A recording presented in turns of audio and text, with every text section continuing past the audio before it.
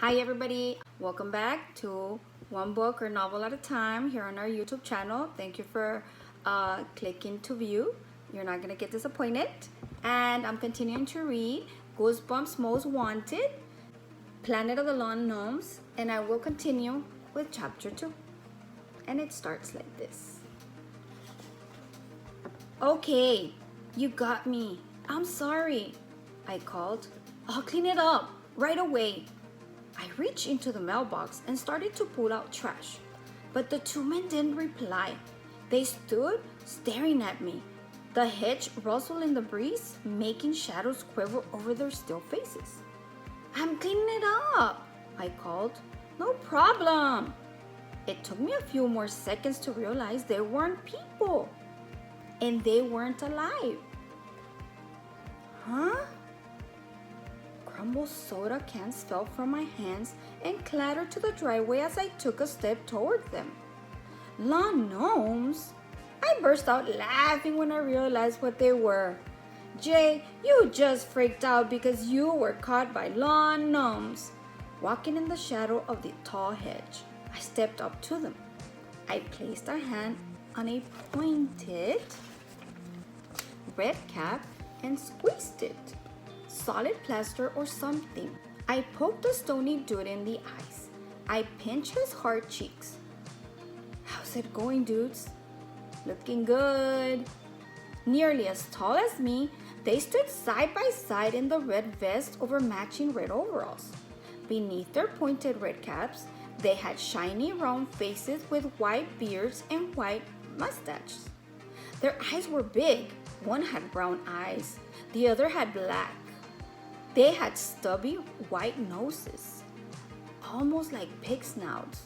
Their mouths were curled down in angry scowls. Yes, angry. They looked angry. They weren't cute.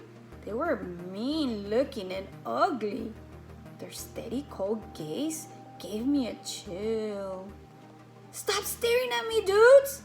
I covered one gnome's eyes with my hand. I had an idea.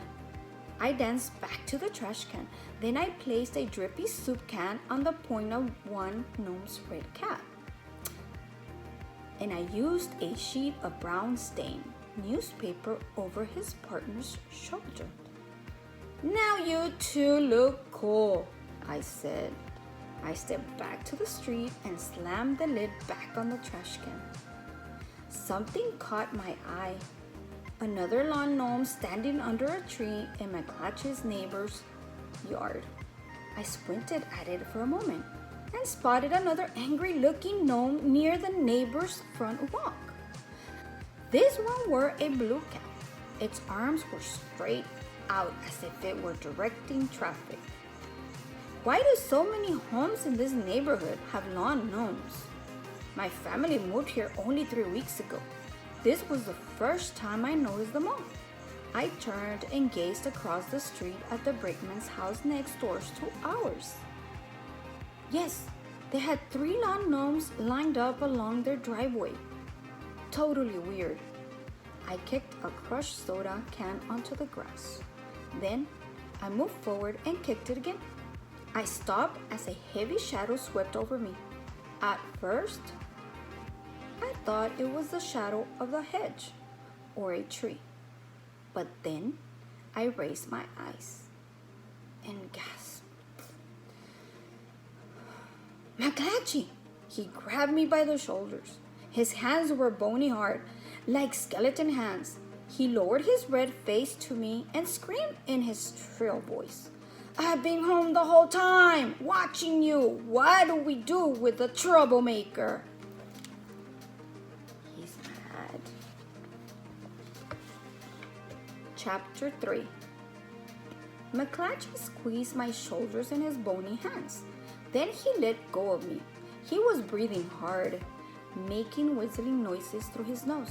His eyes bulged wide. Sorry, I stammered. You're on my bad list now, McClatchy rasped.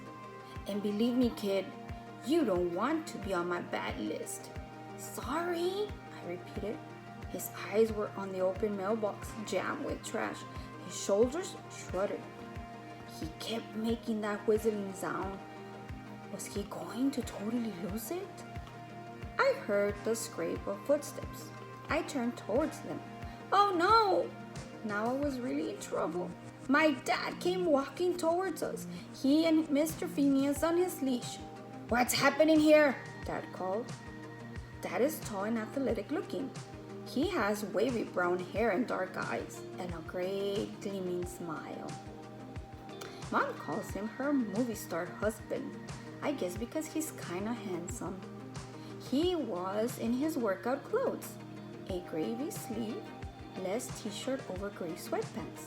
I lowered my head as he stepped up to us.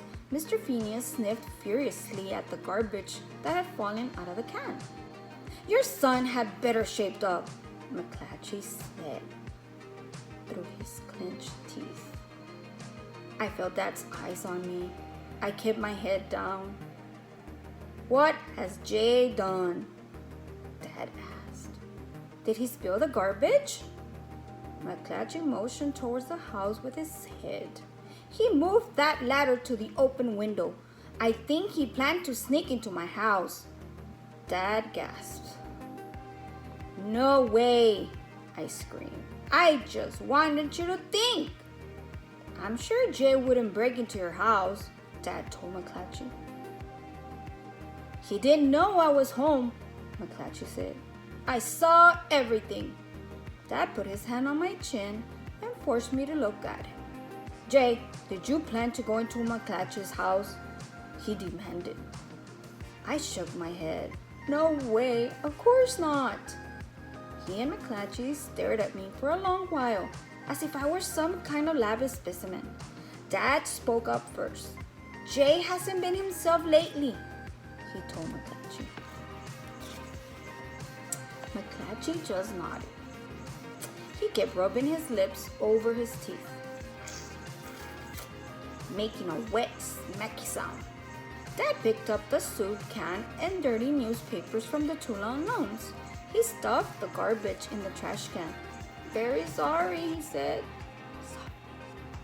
It won't happen again. Will it, Jay? No, I muttered. Mr. Phineas was licking up something green and disgusting from the spilled trash.